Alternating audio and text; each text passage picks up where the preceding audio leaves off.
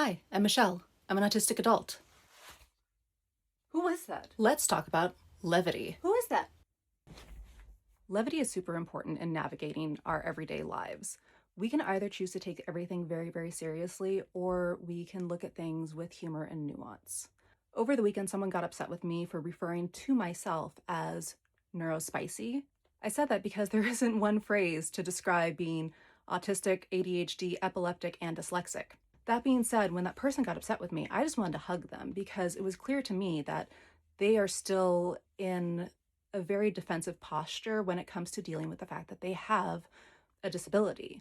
I, on the other hand, even though I didn't find out that I was neurodivergent until I was in my 30s, I almost died when I was 2 from my very first seizure. I had to be resuscitated. So I grew up my entire life being very, very different from the people around me, having to carry medication with me and having to explain to every boss, every friend, and every first date why I couldn't drive. So while being neurodivergent is a disability, and disabilities can be scary and they are very othering, it's very important that we don't conflate policing with advocacy and education. An example of this is one time when I was at my old job, I was talking to a friend of mine and they said, "Wow, this person must be on the spectrum. I can't believe they did this." And I said, "I do that too, and I am on the spectrum." They were humiliated.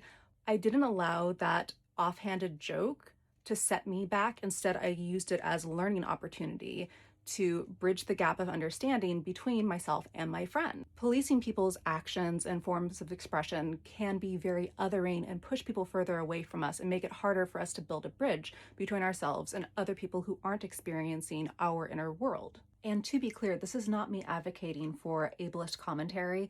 I fought against that kind of thing my entire life. I just want to encourage people to please try and have a less defensive posture when you enter into the world, or even when you enter into digital spaces, because you essentially get to decide in a lot of ways how you process the world. And if we always come at it from a defensive posture, we're going to be miserable.